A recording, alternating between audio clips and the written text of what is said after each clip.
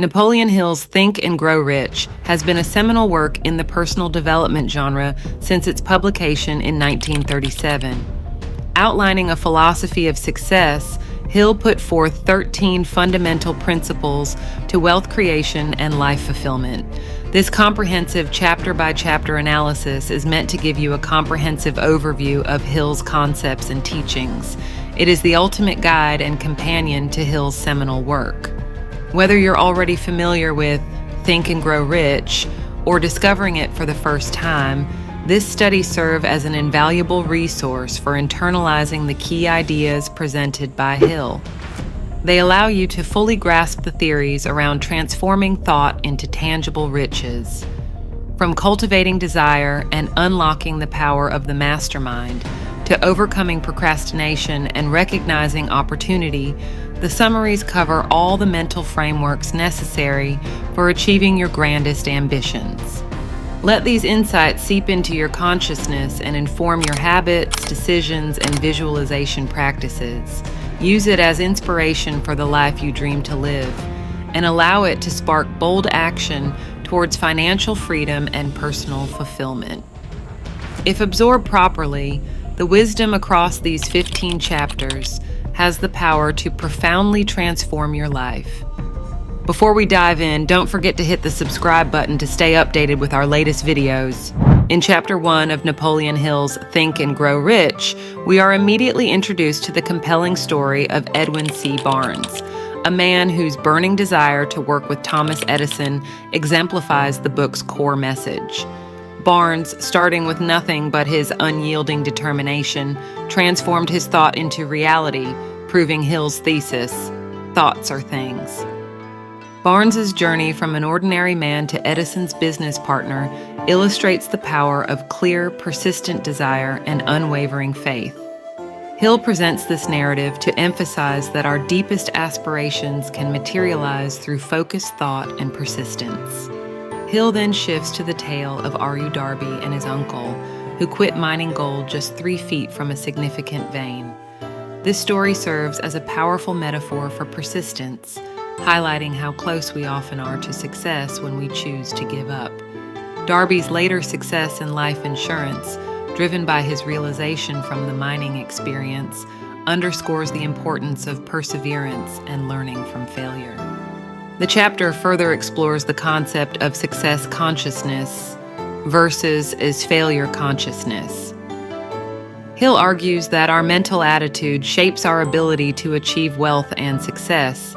He emphasizes that riches begin with a mindset that can be cultivated, challenging the conventional belief that wealth only comes from hard work.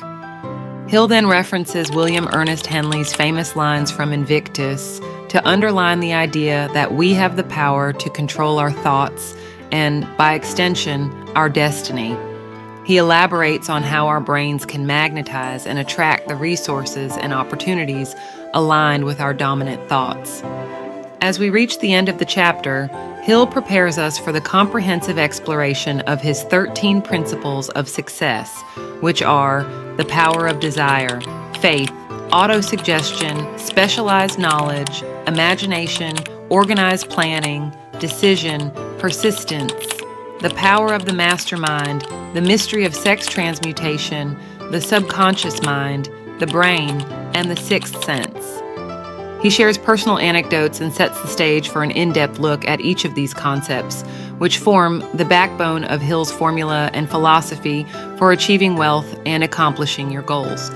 Hill asserts that a firm grasp and application of these 13 principles holds the potential to profoundly transform the reader's financial state and overall life. The chapter concludes with a personal letter from Jennings Randolph, a testament to the impact of Hill's teachings on individual lives. This letter not only underscores the practicality of Hill's principles, but also sets a precedent for the reader's journey through the remaining chapters. Chapter 1 of Think and Grow Rich lays a robust foundation for understanding the power of thought and desire. It encourages us to cultivate a mindset geared toward success and to persist in the face of adversity. As we continue to explore each chapter, keep in mind that the principles set forth by Hill have the power to transform not just our financial situation, but our entire approach to life. In Chapter 2 of Think and Grow Rich, Napoleon Hill dives into the power of intense desire and unwavering faith to achieve your goals. He shares the story of Edwin Barnes to showcase how desire can truly seem to defy all odds. Barnes had a burning, pulsating desire to partner with Thomas Edison. This desire dominated his every waking thought and action. After beginning work at Edison's organization in a menial role, Barnes clung to his desire for 5 long years until, finally, an opportunity arose for him to get his wish. As Hill states, Barnes won his goal because he wanted to be a business associate of Mr. Edison more than he wanted anything else. This chapter emphasizes that to achieve anything, you must first fix clearly in your mind the exact amount of money or achievement you desire. Hill outlines 6 practical steps to transform this desire into its financial equivalent. 1. Clearly define the amount of money you desire. 2. Determine what you intend to give in return for this money. 3. Establish a deadline for acquisition. 4. Make definite plans to obtain it. 5. Write out a clear statement of these steps. 6. Read your statement out loud twice daily, visualizing and feeling yourself already in possession of your desire. Hill shares that by channeling intense desire, one can overcome almost any barrier, disadvantage, or setback. He gives examples of Beethoven, Milton, and Lincoln, showing that desire backed by faith can make up for lacking natural talents. He advocates refusing to accept defeat by burning all bridges of retreat. Like the warriors burning their boats, leaving only victory or death ahead, boldly moving forward is key. Definiteness of purpose and refusing to quit will lead you to find inner resources to prevail. Hill then shares in detail how he cultivated an obsessive desire in his deaf son's mind to gain hearing and speech. Despite missing the physical capacity, the boy gained both through the power of desire and belief. This profound personal story showcases Hill's premise that with belief and desire, one can overcome almost any limitation. The key message in Chapter 2 is that nurturing an intense, definite desire focused on your goal is the starting point for all achievement. When backed by plans and visualization, this desire unleashes an invisible power that converts your dreams into reality.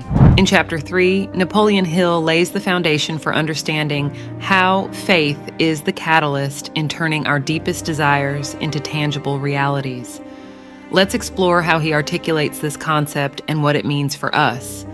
Hill starts the chapter with a powerful statement: faith is the head chemist of the mind. He proposes that when faith blends with our thoughts, it creates a powerful combination that the subconscious mind can then translate into physical outcomes. Hill emphasizes when faith is blended with the vibration of thought, the subconscious mind instantly picks up the vibration, translates it into its spiritual equivalent, and transmits it to infinite intelligence. This process highlights the extraordinary power of faith as a transformative force.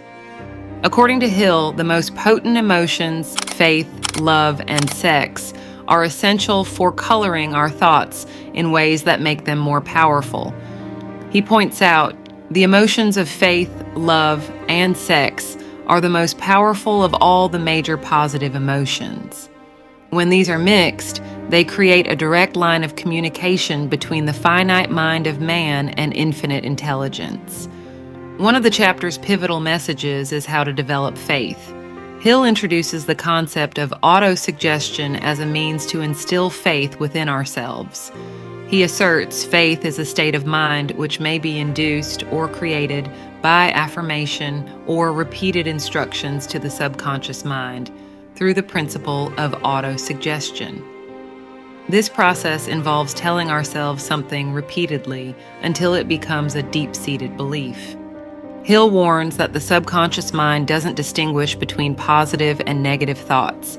It acts equally on both. Thus, he cautions, a thought, whether it is negative or positive, if mixed with emotion, will lead to a physical equivalent. This highlights the importance of nurturing positive thoughts and beliefs. An impactful part of this chapter is the story of the formation of the United States Steel Corporation by Charles M. Schwab. Hill uses this tale to illustrate how a single idea, backed by unwavering faith, can lead to monumental success. Schwab's faith and imagination turned his idea into a corporation worth millions, demonstrating the real-world impact of the principles Hill discusses. As we wrap up this chapter, it's clear that Hill views faith as a critical component of achieving success. He believes that faith, combined with a definitive goal and the power of autosuggestion, can lead to remarkable achievements. This chapter encourages us to cultivate a strong belief in our capabilities and desires, reinforcing the idea that what we conceive and believe, we can achieve. Chapter 4 of Think and Grow Rich focuses on the idea of autosuggestion, using self-suggestions to influence the subconscious mind. As Hill states, autosuggestion is self-suggestion and is the means of communicating desires from the conscious to the subconscious mind. A core concept highlighted is that no thought can reach the subconscious without autosuggestion, except for thoughts picked up unconsciously. So consciously controlling thoughts through repetition is key. As Hill writes, nature has so built man that he has absolute control over the material which reaches his subconscious mind through his 5 senses. The chapter stresses the importance of emotionalizing desires and repeating them with faith and conviction to impress the subconscious. As Hill puts it, plain, unemotional words do not influence the subconscious mind. Hill reiterates the importance of the 6 steps outlined in the chapter on desire. He stresses the need to read your written statement of your desires aloud twice daily, envisioning yourself already in possession of your goals. This practice embeds the desires into the subconscious mind, reinforced by faith and belief. Examples are given of writing a statement of one's financial desire in detail, seeing and feeling oneself having it, and reading it aloud regularly with faith. This harnesses autosuggestion to reprogram the subconscious.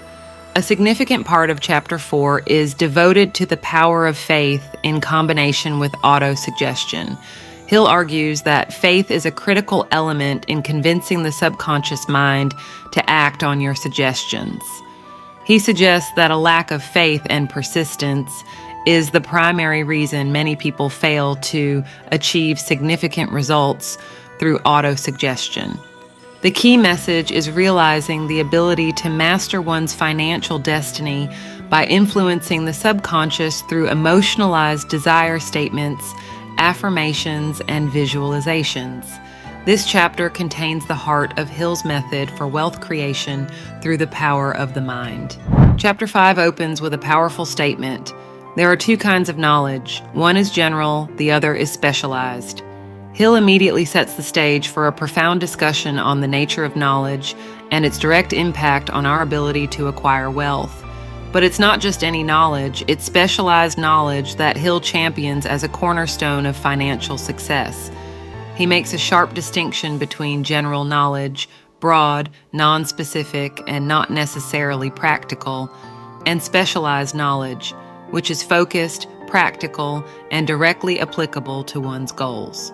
Hill asserts, general knowledge, no matter how great in quantity or variety it may be, is of but little use in the accumulation of money. This concept is illustrated with a striking example: university professors. Despite their vast general knowledge, many lack substantial wealth. This isn't a critique of their intelligence, but rather an observation about the nature of the knowledge they possess. Hill emphasizes that knowledge will not attract money unless it is organized and intelligently directed through practical plans of action to the definite end of accumulation of money. It's a clarion call for actionable, purpose-driven knowledge.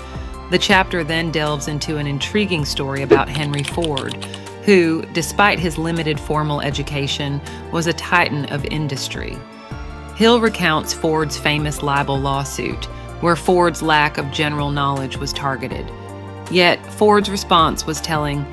If I should really want to answer the foolish question you have just asked, I have a row of electric push buttons on my desk, and by pushing the right button, I can summon to my aid men who can answer any question I desire to ask. This anecdote is a testament to Ford's understanding of the true power of specialized knowledge, not knowing everything, but knowing how to access the knowledge needed. Hill then shifts focus to the educational system, critiquing it for not teaching students how to organize and use knowledge effectively. He underscores that true education is about developing the ability to acquire what you want, respecting others' rights. As we move forward, Hill introduces the concept of the mastermind group. It's about collaboration, where individuals compensate for each other's knowledge gaps. This is crucial, as not everyone can possess all specialized knowledge. Hill also discusses the importance of continuously acquiring specialized knowledge related to one's goals. He points out that success and failure in life are not just about one's schooling, but about the ongoing pursuit of relevant knowledge. Towards the end of the chapter, Hill touches on the need for new ways of marketing personal services, highlighting the significant changes in economic conditions. He encourages readers to find innovative ways to apply their specialized knowledge, suggesting that this adaptability could be the key to overcoming financial challenges.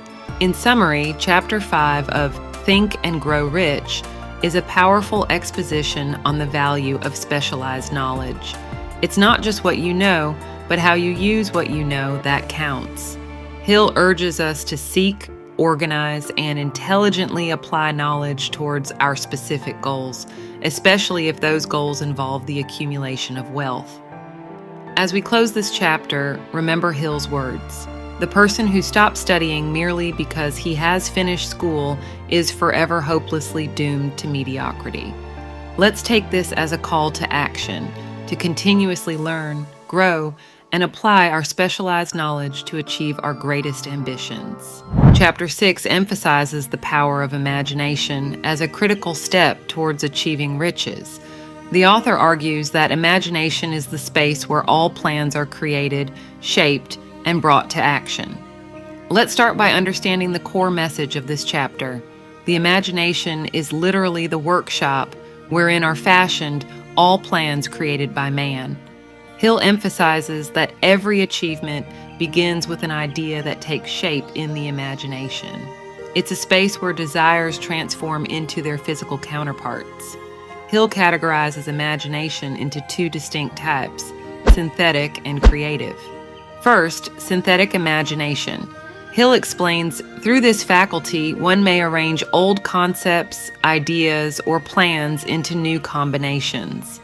This type of imagination doesn't create anything new, but rearranges existing materials into something novel. It's crucial for innovations where past experiences and knowledge are repurposed. Think of it as a DJ remixing old tracks to create a new hit. Next, the more mystical sibling, creative imagination. Hill describes it as the connection between the finite mind of man and infinite intelligence. It's through this form of imagination that hunches and inspirations are received. Essentially, it's about tapping into the unknown, the field of pure potential, and bringing forth completely new ideas. Now let's dive into the captivating stories Hill uses to illustrate these concepts.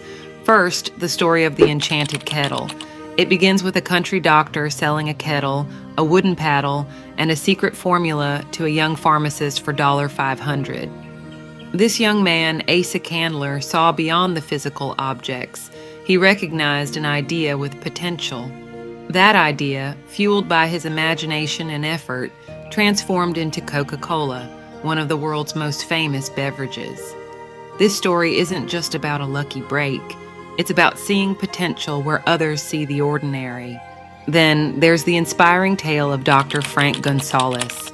He dreamt of creating a new kind of educational institute, but needed $1 million.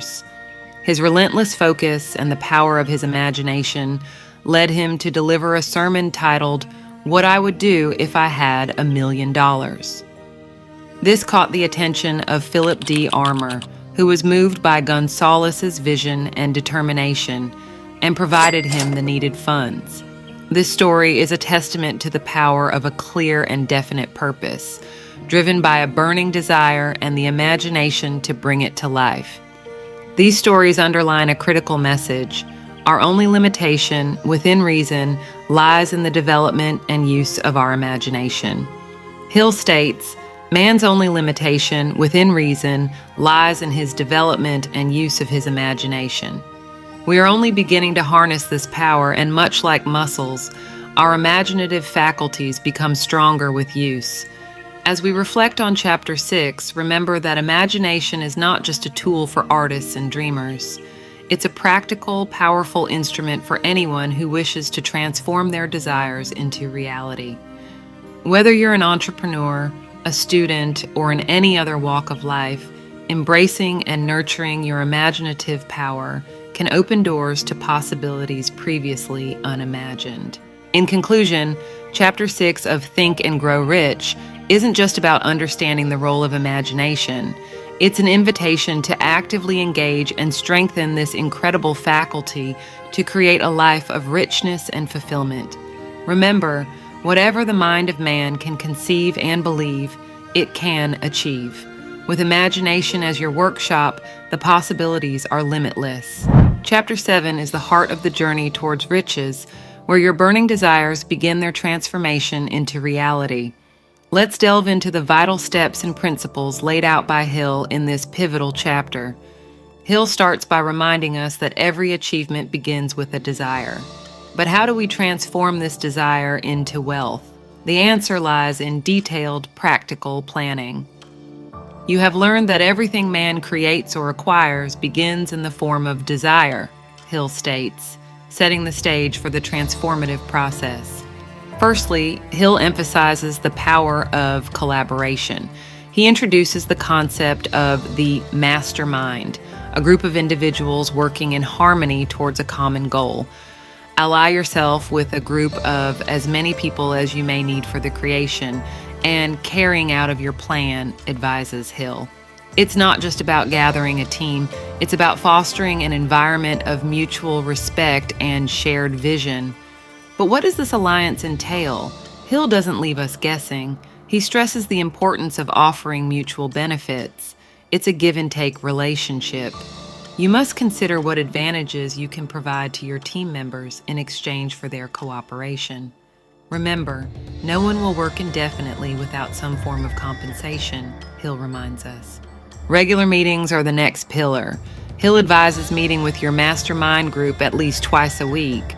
This regularity keeps the plan alive, dynamic, and adaptable. It's not just about meeting, it's about perfecting your plan together. Now let's talk about harmony. Hill is adamant about this. Maintain perfect harmony between yourself and every member of your mastermind group.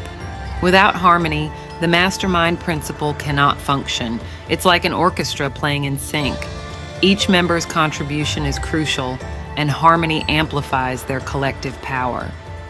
Persistence in the face of failure is a recurring theme in Hill's philosophy. He advises, if the first plan which you adopt does not work successfully, replace it with a new plan. It's a testament to the power of adaptability and resilience. Hill illustrates this with the story of Thomas Edison, who failed 10,000 times before perfecting the electric light bulb. It's not about avoiding failure, it's about learning and evolving from it. Hill also discusses the qualities of successful leadership and the pitfalls to avoid.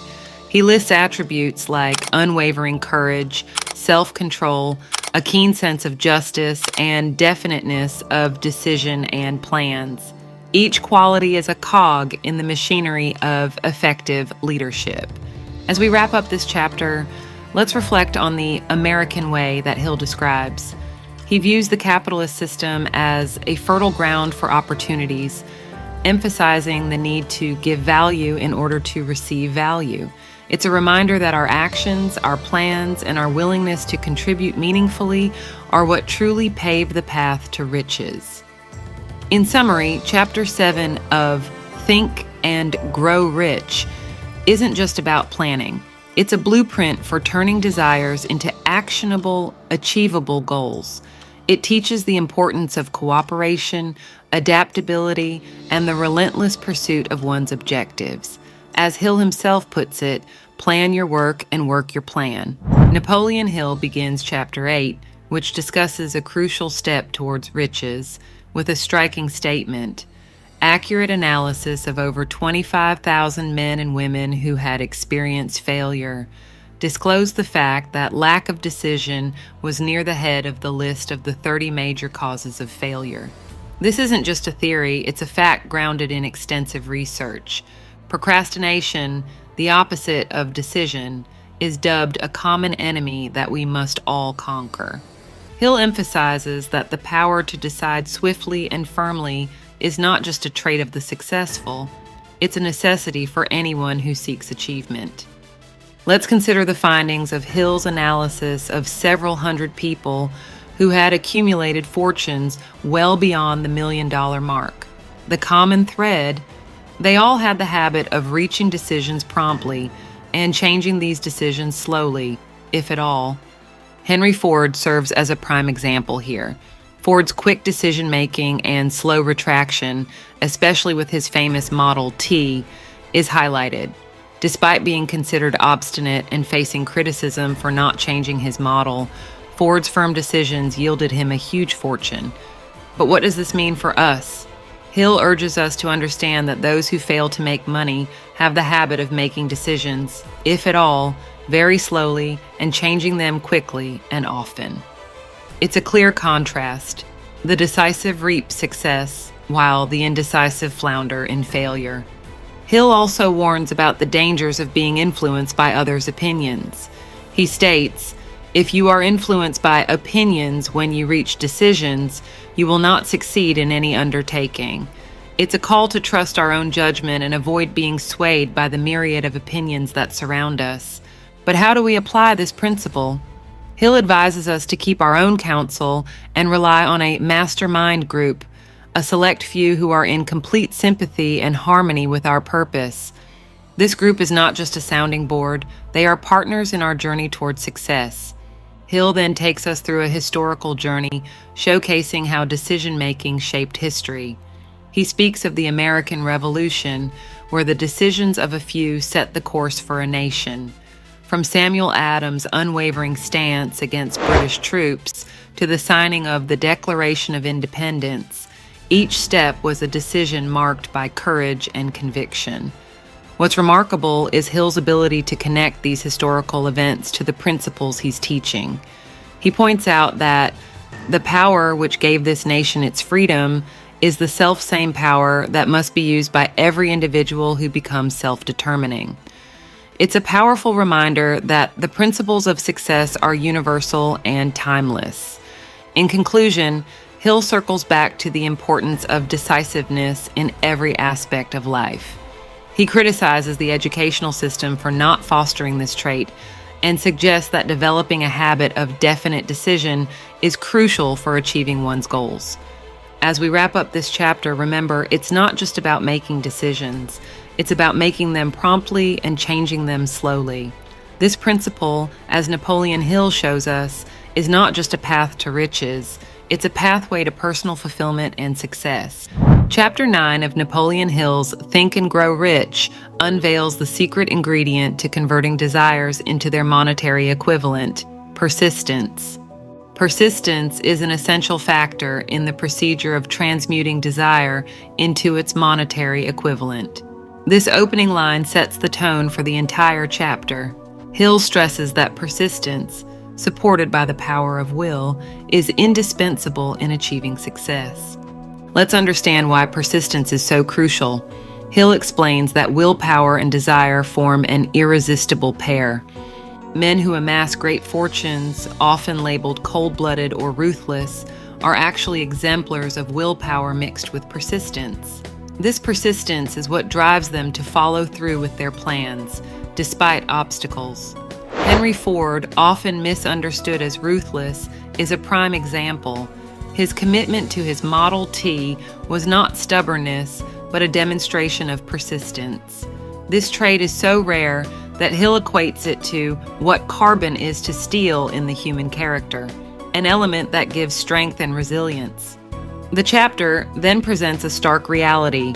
Most people abandon their goals at the first sign of trouble. However, the few who persist in the face of adversity, like the Fords, Carnegies, Rockefellers, and Edisons, are the ones who achieve their goals.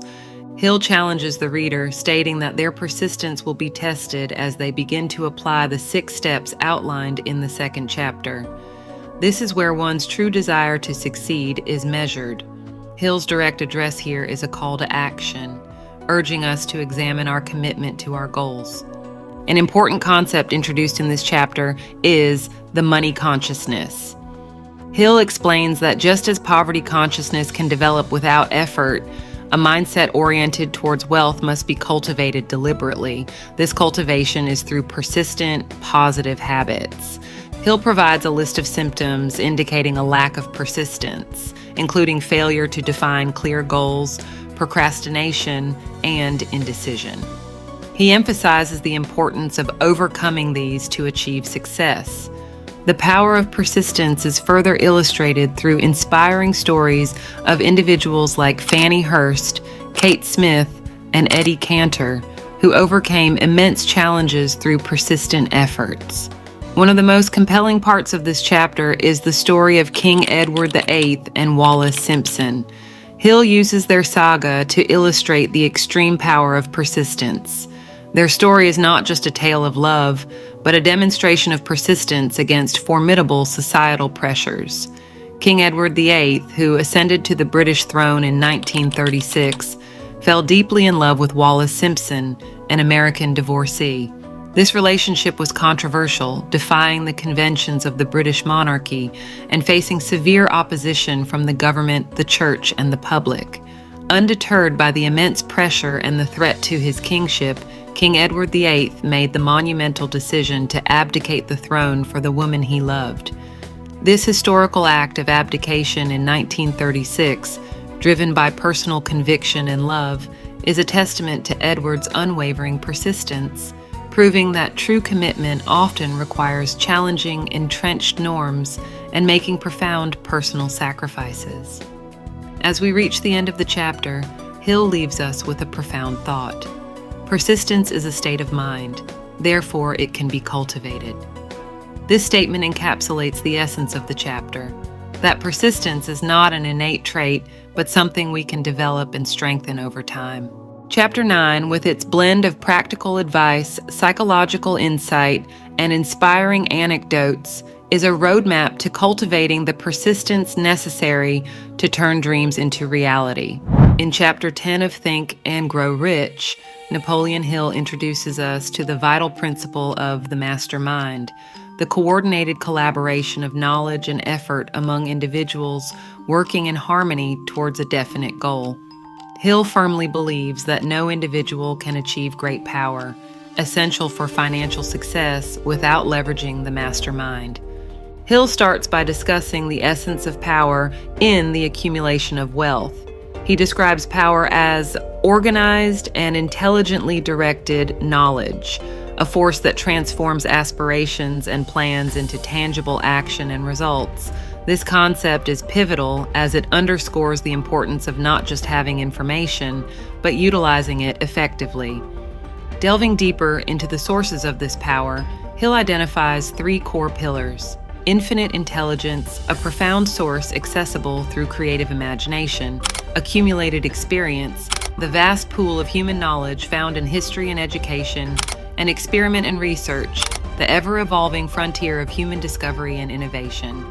These pillars lay the groundwork for the mastermind principle, enabling individuals to harness and amplify their power. The mastermind principle, as Hill explains, has 2 key facets. The first is the economic benefit, where surrounding yourself with skilled and intelligent advisors in a spirit of cooperation leads to significant economic advantages, a strategy behind many great fortunes. The second is the psychic aspect, more abstract yet profound. Hill describes it as a spiritual energy created when harmonious minds connect, forming a powerful third mind. This psychic synergy is what amplifies the group's collective power beyond individual capabilities. To illustrate this concept, Hill uses the analogy of electric batteries. A group of batteries provides more power than a single one, just as a group of coordinated minds exceeds the potential of individual minds.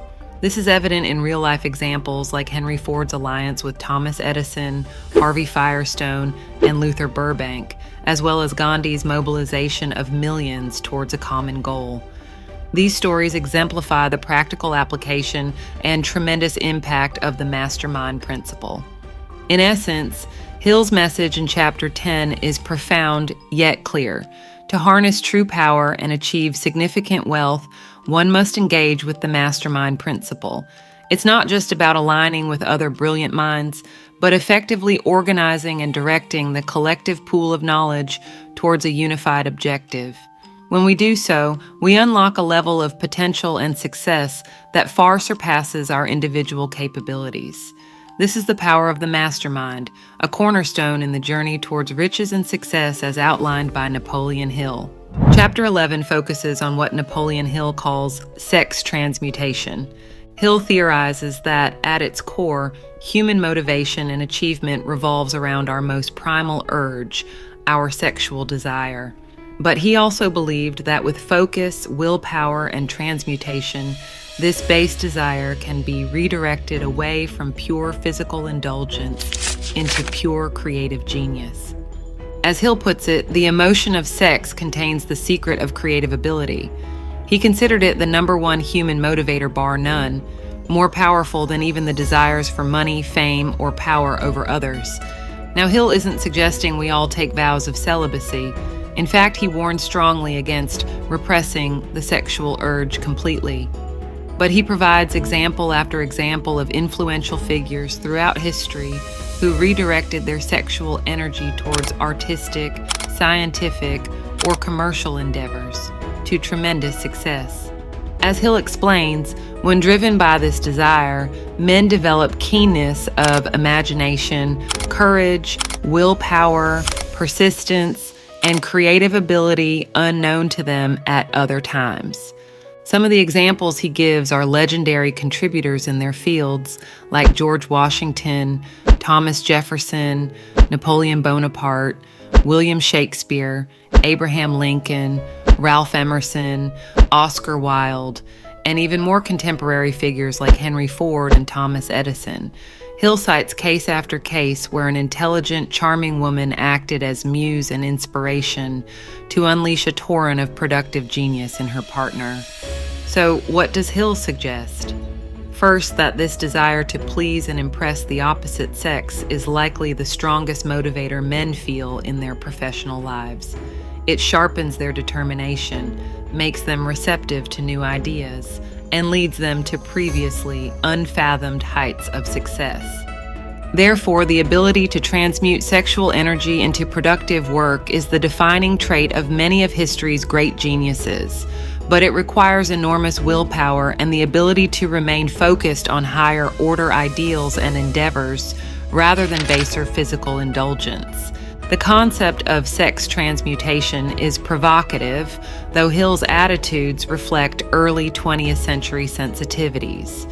Do you agree that the sublimation of sexual energy plays an important role in creative output and achievement? Does Hill's thesis hold relevance today just as strongly? There's no definitively right perspective here, but Hill's proposition merits serious consideration as we reflect on the driving forces in our professional and personal lives. The key is balance and channeling fundamental human desires towards constructive rather than destructive ends. Such is the true meaning of sex transmutation. In Chapter 12, Hill introduces the concept of the subconscious mind.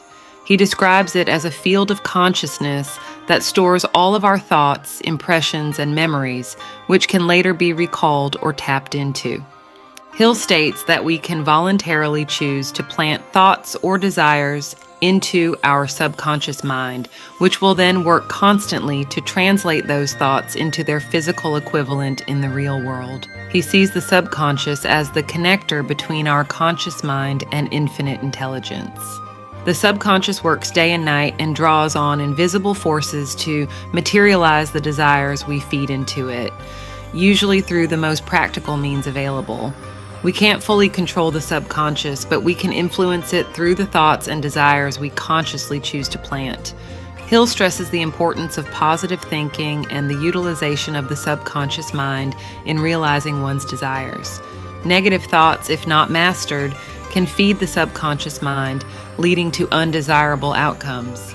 The chapter also highlights the power of emotions in influencing the subconscious mind, stating that emotionalized thoughts are more likely to be acted upon than those stemming from mere reasoning. Furthermore, the chapter outlines the 7 major positive emotions: desire, faith, love, sex, enthusiasm, romance, hope, and the 7 major negative emotions: fear, jealousy, hatred, revenge, greed, superstition, anger, advising the reader to cultivate positive emotions to influence the subconscious mind effectively. Chapter 12 explores techniques like visualization and autosuggestion to consciously direct the subconscious. It draws parallels to the unseen power of radio waves, stepping up vibrations to alter energy between states. In a similar way, Hill believes our prayers or desires are transformed in the subconscious to connect with infinite intelligence. The key is infusing thoughts with the vibration of faith instead of fear or doubt. Hill also discusses the science of prayer, likening the subconscious mind to a radio transmitter that can communicate with infinite intelligence. This communication is facilitated by transforming thoughts into a spiritual vibration through faith. The chapter concludes with the idea that faith and fear are incompatible, and one must cultivate faith to effectively communicate with infinite intelligence and realize their desires. Chapter 13 explores the profound capabilities of the human brain. Let's unravel the mysteries and the power it holds in our pursuit of riches and success. Napoleon Hill begins this chapter with a bold statement: the human brain is both a broadcasting and a receiving station for the vibration of thought. This concept, developed over 2 decades in collaboration with Dr. Alexander Graham Bell and Dr. Elmer R. Gates, sets the stage for our exploration. Think of your brain as a sophisticated radio, capable of transmitting and receiving thoughts, a concept both intriguing and empowering. Imagine this: every thought you have is a vibration traveling through the ether, similar to radio waves. Hill draws a parallel with the radio broadcasting principle. Just as radios pick up signals, our brains can pick up vibrations of thought released by others. Hill then introduces us to the creative imagination, the brain's receiving set. He says, the creative imagination is the agency of communication between one's conscious or reasoning mind and the 4 sources from which one may receive thought stimuli. It's where external ideas and inspirations are caught and internalized. The chapter then delves into how our minds become more receptive. Hill explains that through emotions, both positive and negative, the vibration of thought can be intensified. He emphasizes one emotion in particular, the emotion of sex. Hill describes it as the most powerful of human emotions, capable of elevating brain activity to new heights. Have you ever felt a rush of clarity or inspiration during intense emotional moments? Hill suggests this is your brain operating at a heightened vibrational frequency, more attuned to the thoughts and ideas circulating in the ether. Hill also touches on the concept of sex transmutation. This is the idea of channeling the energy of the sex drive into creative and productive endeavors, rather than solely physical expression. It's about harnessing this powerful emotion to fuel your creativity and ambition, but it's not just about receiving. Your brain is also broadcasting thoughts. As Hill puts it, the subconscious mind is the sending station of the brain, through which vibrations of thought are broadcast. Your thoughts, infused with emotion, are being sent out into the world, perhaps influencing others without you even realizing it.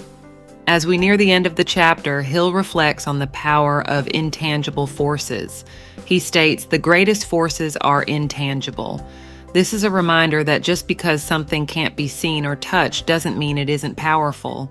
Hill urges us to consider the unseen forces that shape our lives, like gravity or electricity, and recognize that our thoughts belong in the same category.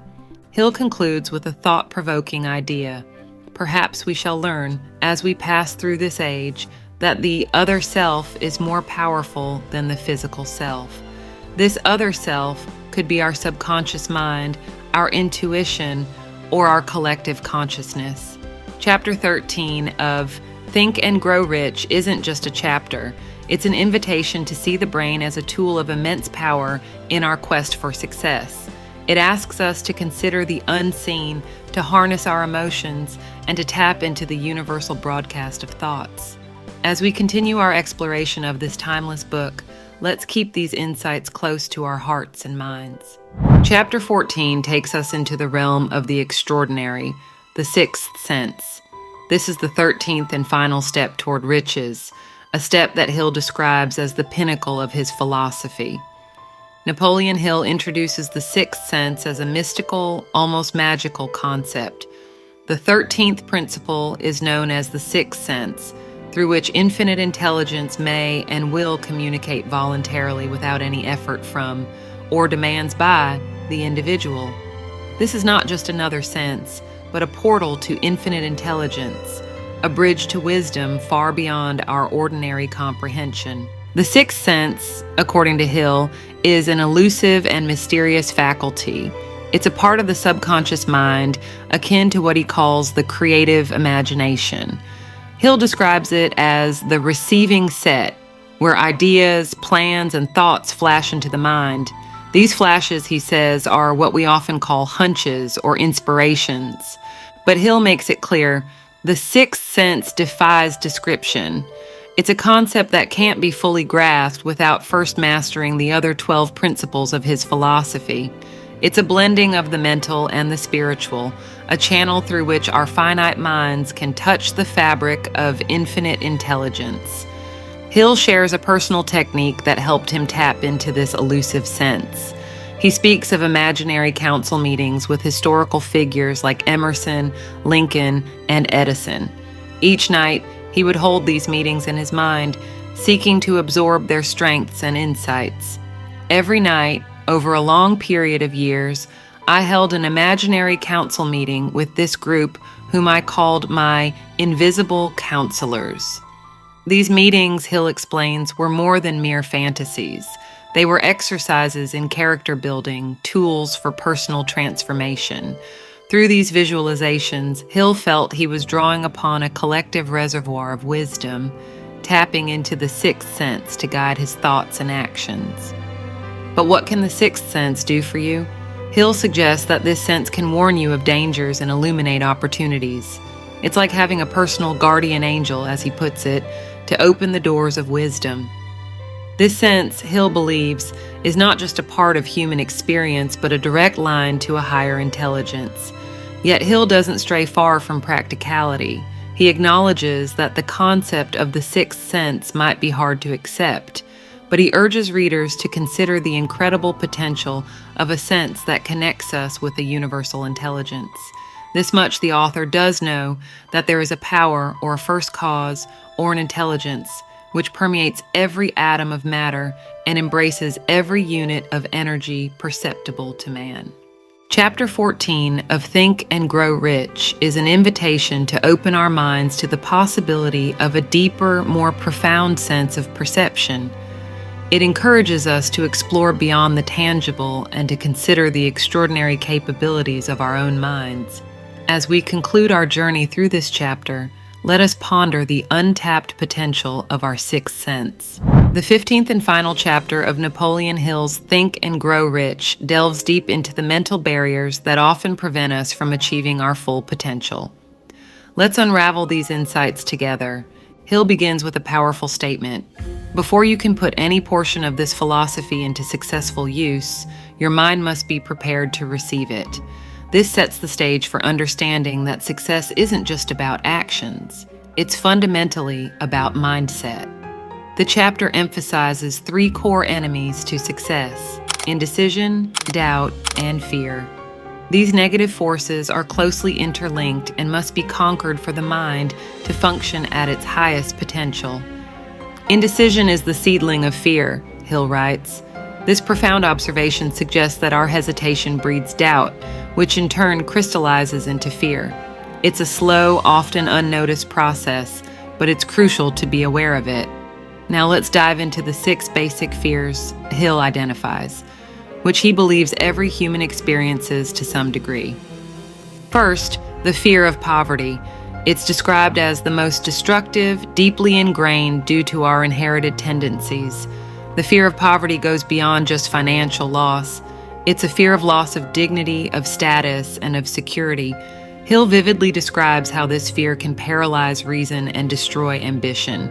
Next, we encounter the fear of criticism. This fear stems from society's judgments and can severely hamper self-expression and self-worth. Hill poignantly notes, bald-headed men, for example, are bald for no other reason than their fear of criticism. It's a metaphor showing how deeply societal opinions can affect us. The fear of ill health, the fear of loss of love, the fear of old age, and the fear of death. Each of these fears is dissected with examples and anecdotes showing their impact on our lives. Hill doesn't just identify these fears, he provides practical advice on overcoming them.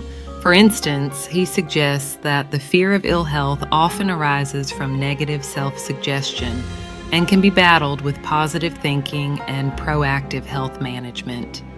But Hill's 15th chapter isn't just about identifying fears, it's about empowering us to overcome them. He urges us to conduct a self-analysis, to honestly assess which fears hold us back. This introspection is not just a mental exercise, it's a call to action. As Hill states, you are the master of your own earthly destiny just as surely as you have the power to control your own thoughts. In conclusion, Hill's message is clear and potent. Mastering these fears is not just about avoiding negative outcomes. It's about actively pursuing a life of richness in all its forms. This chapter is a roadmap to mental freedom and personal success. Thank you for joining us on this rich and comprehensive study through Napoleon Hill's masterwork, Think and Grow Rich. If you found value in this analysis, don't forget to like this video and hit the subscribe button so you're the first to know whenever we release new videos that can help you achieve massive success.